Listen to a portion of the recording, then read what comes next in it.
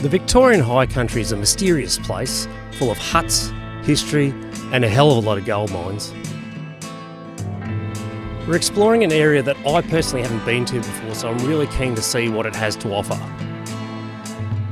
So let's air down and head off to explore one of Australia's premier four driving destinations.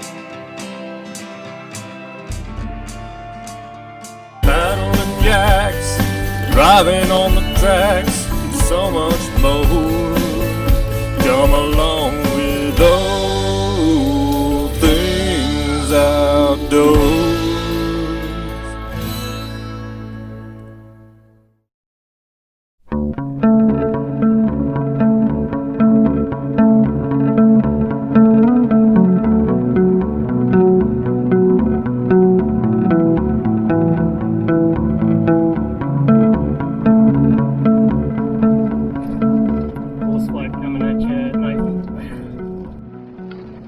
G'day folks, thanks for tagging along on another adventure. I'm back out in the diagonal dual cab ute camper setup, and we're headed up to the upper Jamerson River just south of Mount Buller in Victoria. We're headed out with a couple of mates today to do some trout fishing in a secluded trout fishing mecca. Yeah, I know you don't want to slip off that one. We're heading out for 2 nights. Should be pretty cool too. The weather's definitely cooled off here in Australia at the moment. Well, Victoria anyway. We're looking at highs, I don't know, probably be around the 18 to 20 degree mark up here for the next couple of days, and definitely getting down cooler at night time, probably looking down in the low single digits. So we've got the C-6 Coleman sleeping bag, and we should be nice and cozy in there in the back. We've also bought some firewood as well, and we've got the little King's camp stove as well, so we'll set that up on the side awning and have a nice little fire. We might even try and cook on it actually, that'd be nice, rather than using up the gas canisters. And yeah, it should be a nice secluded spot down here. It is sort of the tail end of the season though, so there still should be a lot of four-wheel drivers around, especially with the nicer weather this weekend, but I think we'll be fine. But I've never been to this part of the high country before, so I'm really keen to check out what it has to offer. Yeah, definitely find some new spots to perhaps come back with the family. So let's get on and get this drive knocked out.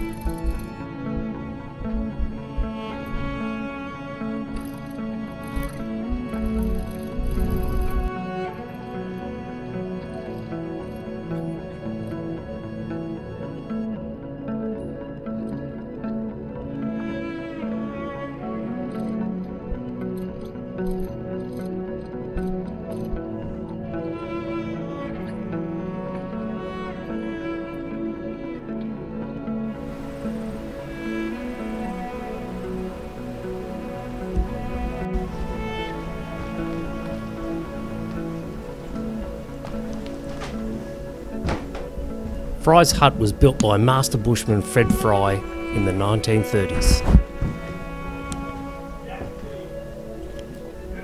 Fred also built many other huts in the area with a split timber design.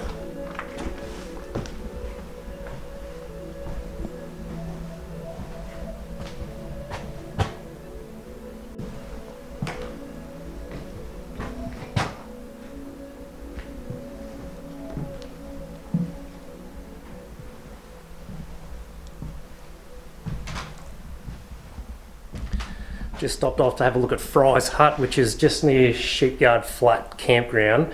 It's a very, very busy and popular campground with people from Melbourne. You can see two-wheel drive cars parked out here, so it's not a hard place to get to, but it's this beautiful old high country hut here, Fry's hut. Similar to a lot of the other high country huts you see around the place, but very, very historic and beautiful.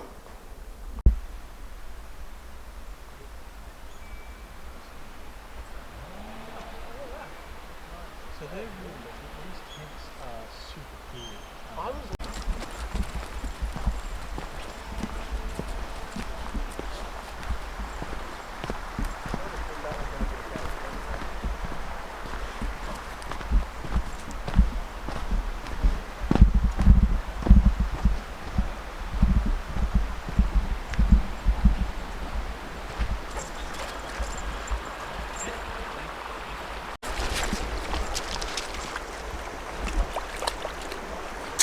Tilly.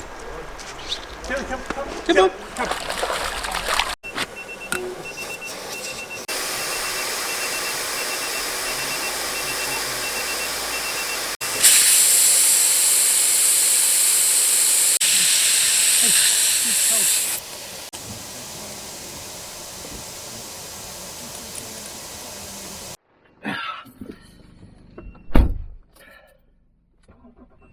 Alright, we're down to 25 psi on the tyres, so that should make the ride a lot more comfortable.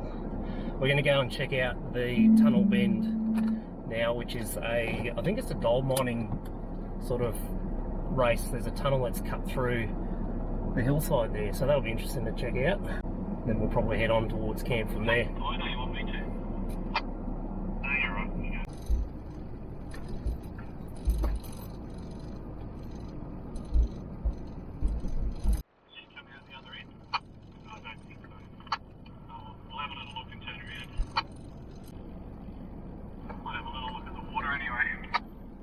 That sounds delightful. Yeah. Oh my god. Surprised you haven't gone for a swim out. Do you reckon this was footings for a water mill or something? Looks like the footings here for a water wheel or something that they would have used to power, say, a rock crusher or something for gold processing. By the looks of the bluffs and the geology around here, they might have even done some hydraulic mining. But yeah, very interesting sort of gold period history here, which we're going to see a bit more of. A bit longer than that. I think it's return time.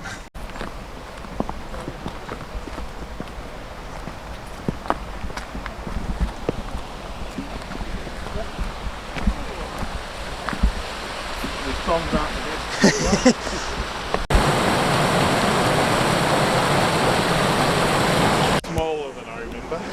The Tunnel Bend Diversion Tunnel is approximately 100 metres long. It was built in 1884 during the Victorian Gold Rush. God, can you imagine the effort of digging this out by hand? It was part of a 4-kilometre head race on the Howqua River, which was used to service a 63-foot water wheel at the Howqua United Gold Treatment Works just below Sheepyard Flat. I can see daylight through there. Can ya? Yep. I mustn't have looked hard enough. Yeah, it's a straight shot from here. I'd say that's where I got to last time. God, to imagine this tunnel was hand dug 150 years ago. These guys were crazy. Just goes to show you the lure of gold, hey, and what it makes you capable of doing. But you can just see through to the other end where there's some daylight.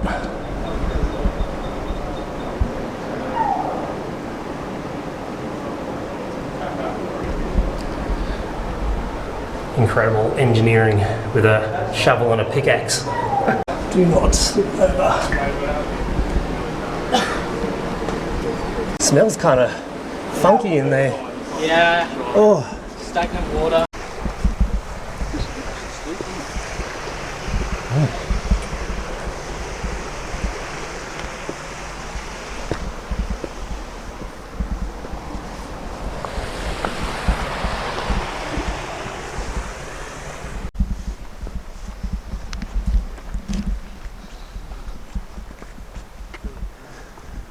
You might have noticed the range is riding a bit higher at the moment. I've had a Tough Dog 2-inch suspension kit fitted all round, and I've got to say it makes a huge difference to the ride. That was the tunnel at Tunnel Bend. So now we're going to cruise down to camp and get set up and have a lazy afternoon around camp. Try not to hit his back end. Righto.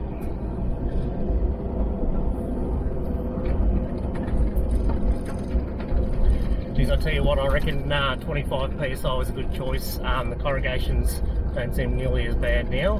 Mind you, I've been told that they're not too bad once you get past all the crowds at Sheepyard Flat. So got a little bit to go further onto our campsite, but hopefully we should have a bit more secluded of a camp compared to what was back at Sheepyard there. She was pretty chockers.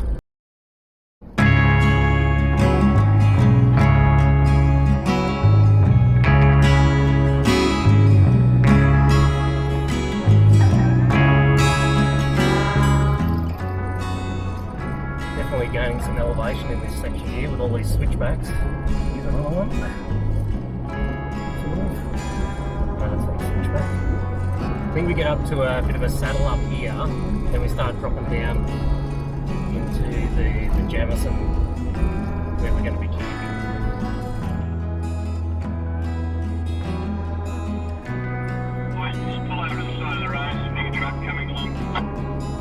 Copy that.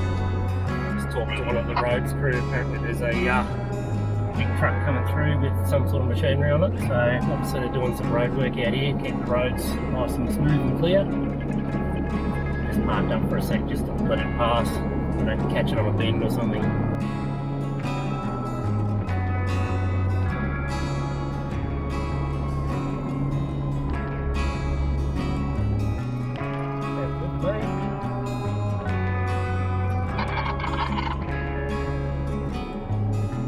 We saw signs earlier that the upper Jamerson hut track was it's all good. closed, but Andrew's just gone down and scoped it out and said it's all good, so Work on the track, but we'll go down and check out the hut.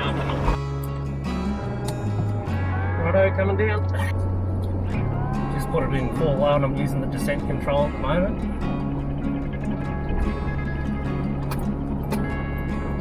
It's nice to not burn the brakes out.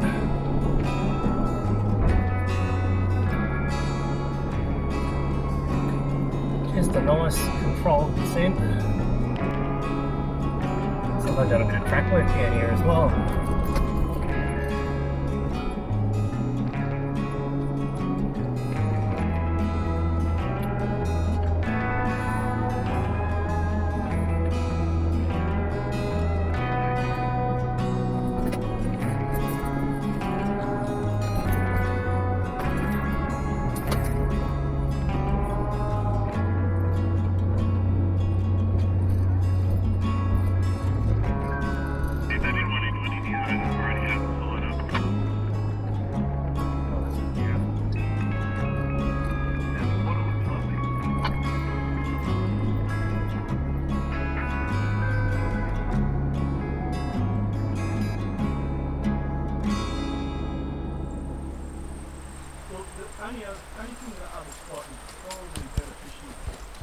The upper Jamieson hut was also built by Fred Fry in a very similar style to Fry's hut. He used it back in the 1930s as part of his forestry patrol.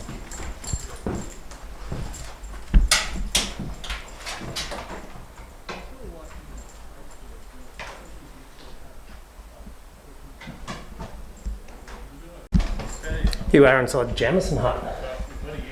This one's got an actual open fireplace that you could use, and you could probably camp out of here in inclement weather. Cosy little place.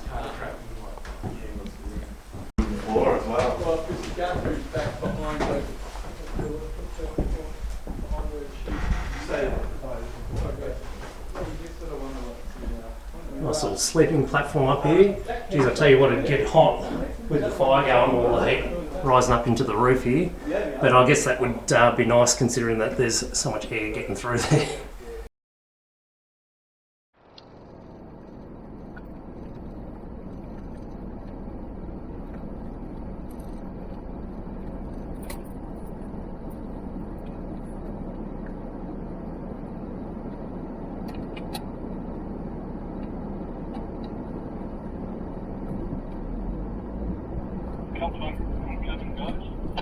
Cool.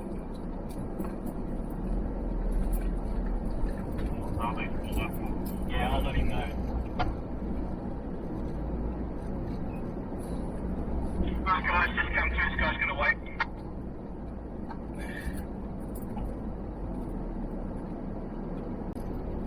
It's gonna be a bit slippery coming up this, coming out of here. Well, a bit low rate with this block. I said patrol, I'm just in north and in forward drive away.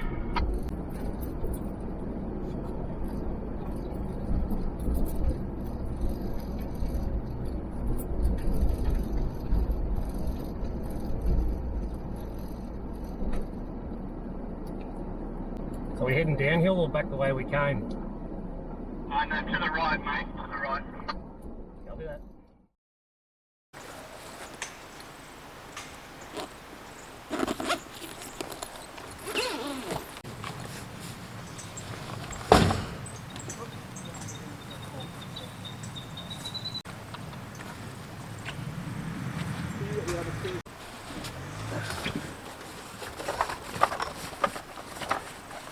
You're laughing at all of us while we do all this setup, and you're just going to crawl in the back of your. Oh, there's a bit of stuff in there I've got to pull out. But that was the whole idea behind it, yeah.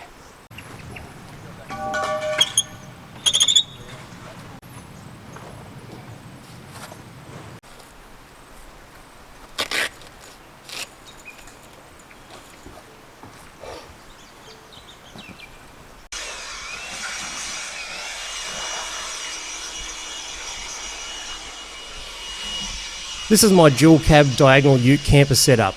It sleeps a 6-foot person fairly comfortably on the diagonal across the ute tub.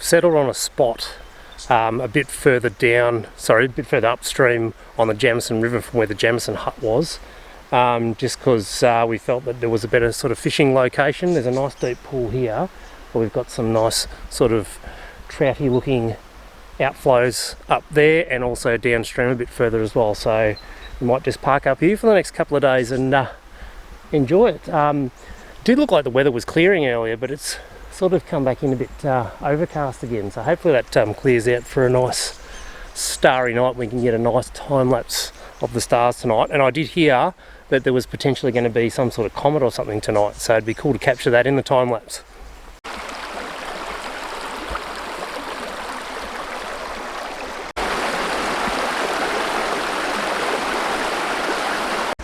Weather doesn't know what to do with itself. It was looking really promising, but it seems as though we've just dropped over the saddle down to this side of the range, and it's just clinging to all of this cloud cover. It's actually quite chilly now. It's what, 2:38 in the afternoon, and I'm contemplating putting a jacket on, so it could be quite a cool night. But obviously if we've got these cloud cover here, it'll keep the temperature in a little bit rather than having a clear still night.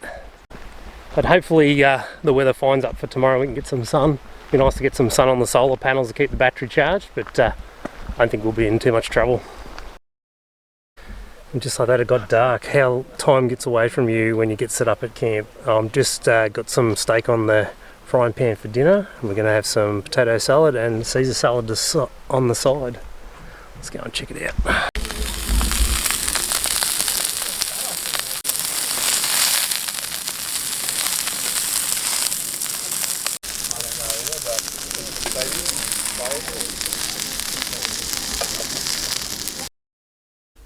After dinner I just put the camera down and just enjoyed the evening. Not much happened obviously, but nice uneventful evening around the campfire. So I'm just going to hop into bed because it's way past the time I usually go to sleep, so we'll see you all in the morning.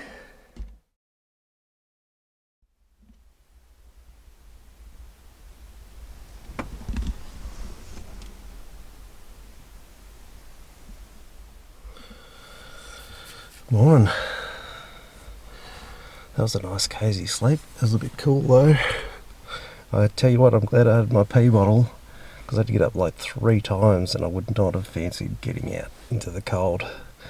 And I think if I had to have another pee, I would have been in trouble because the thing is full. It is 8:30 now, so I think it's time to get up.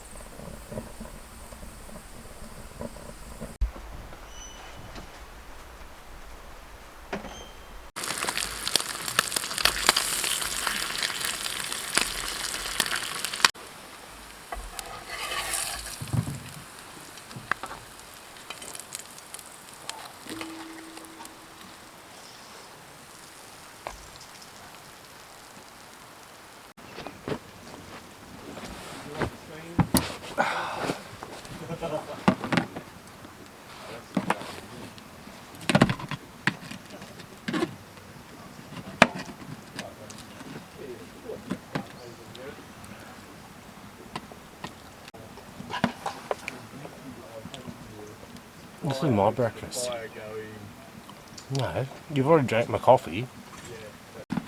It's like bacon, maple bacon. And then I gave it to the cat.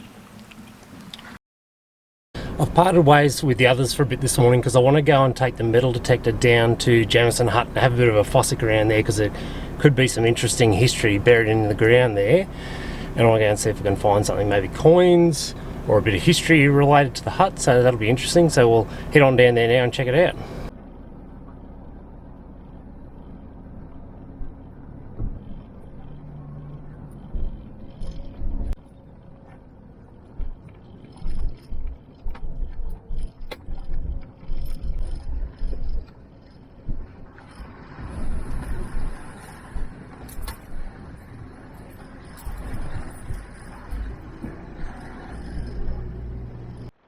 Had a bit of a change of plans. I actually had to jump start the ute this morning with the jump pack. Thankfully I had it with me because everyone else had left, and I've actually decided now I'm going to go with the guys for a bit of a drive just to charge my battery back up again. Last thing I want to do is get stranded out here because the car starts doing some funky little electronic stuff when the battery voltage is low. I just had an issue back there driving down into the Jamerson hut where it didn't want to come back out of 4 low, which is obviously an electronic four-wheel drive engagement function. So we're going to go for a drive and charge the battery up today.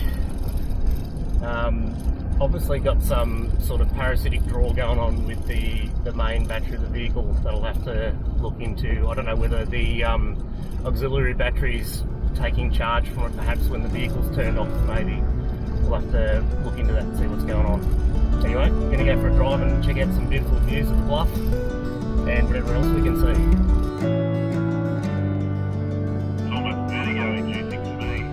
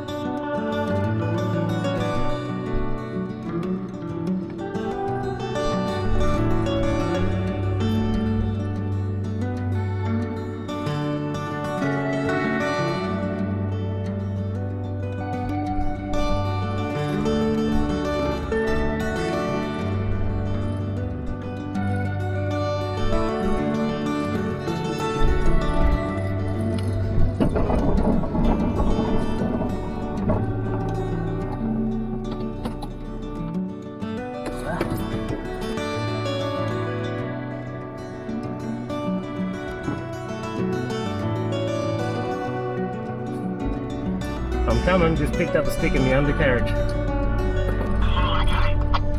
Yeah, good now, made a hell of a noise, eh?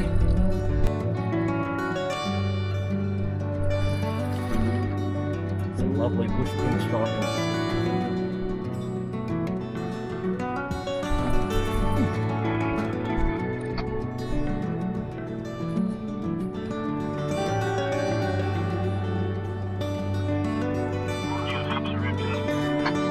Thank you, mate.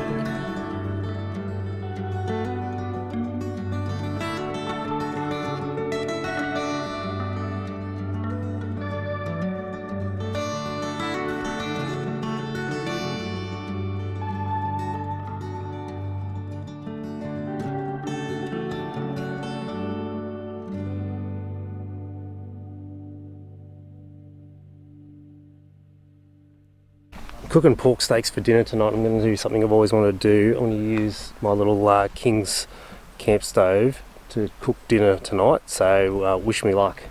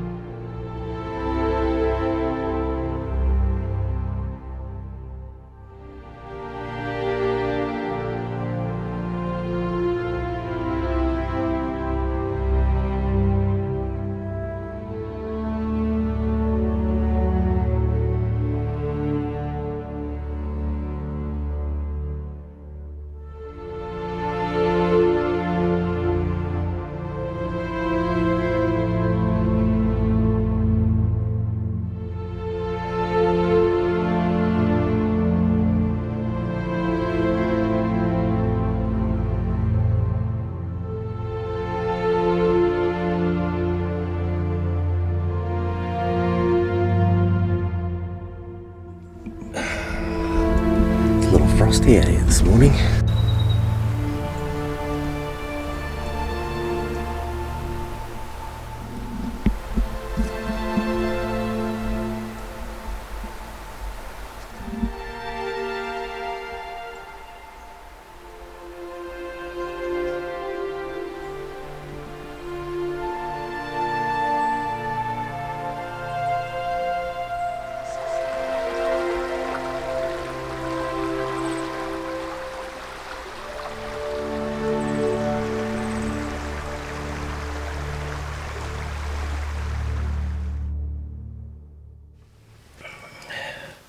That was one of the colder nights I've spent in the back of the ute here, as evidenced by the frost outside. I did do a midwinter trip in this last year and I don't think it was that cold then, so definitely the elevation that we're at here has made an impact on the temperature, I'd say, and it was a very clear night too, so that made the temperature drop a lot. My feet were a little bit cold last night, but still didn't stopped me from sleeping. I was awake for a little bit there. I had some little visitors, I think, outside pecking away at the stuff there. I'll have to go and see what carnage has been created out there, but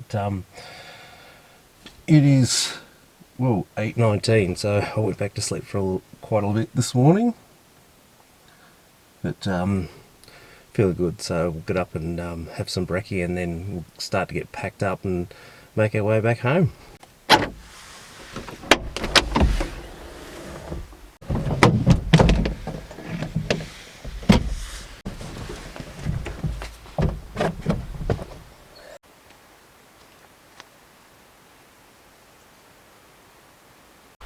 Man, this is a beautiful stretch of water. Look how beautiful and clear this pool is here.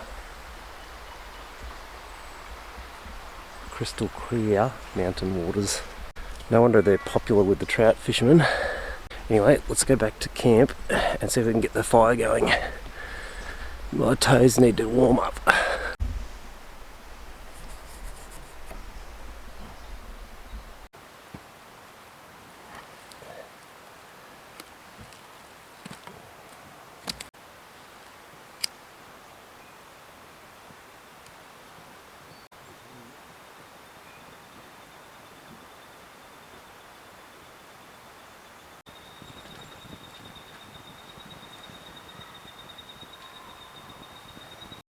I bought one of those 12 amp hour external power packs from King's a while back, and it was just supposed to be like an emergency power supply if I had any power issues with the camping setup.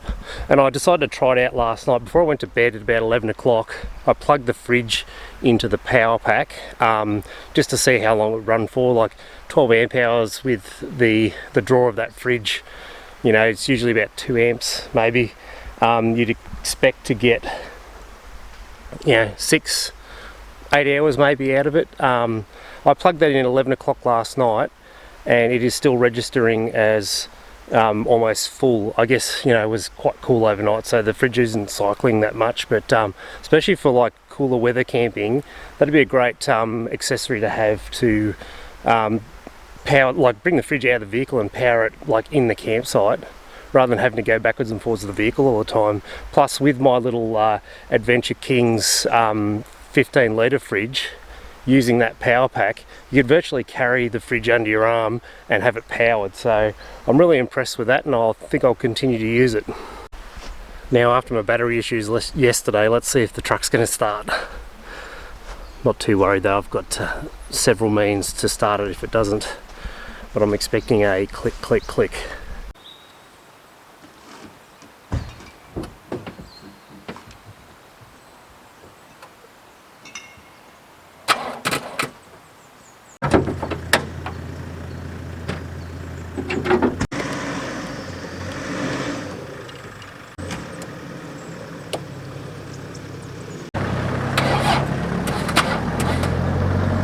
Doesn't even want to start off the jump pack. No, I'm going to have to get the jumper leads, I think.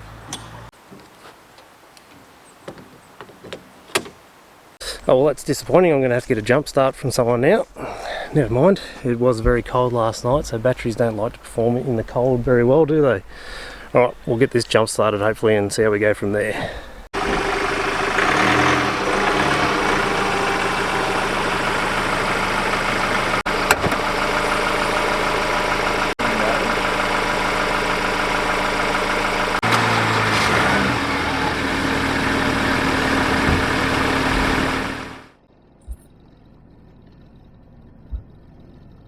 You on channel there, Andrew? Certainly am. What's the game, mate? We're just sitting up at the top. Alright, we'll come up and meet you, no problem. Sounds good, thanks, mate. Alright. Bit lazy this morning. We've just left camp. It's 1 p.m. so we're just getting ready to marshal everyone together, and we'll head towards Mansfield, and should take us a few hours to get home, but it's been a really nice trip and I've really enjoyed being out with these blokes. Thanks Andrew, Nathan, Glenn and Cam. Had a great time. Good to get out of the bush with some boys again and yeah, do the good stuff. Alright, we'll keep heading home, and I may talk to you again before that, but if we don't, thanks for watching everyone.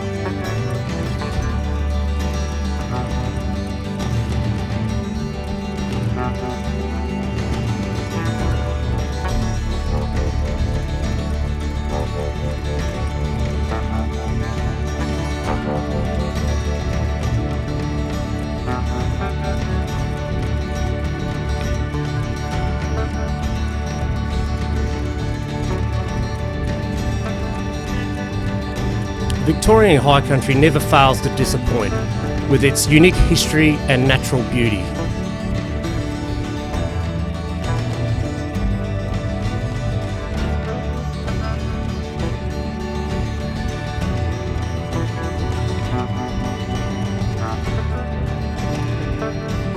You can spend a lifetime exploring this place and never see all of it.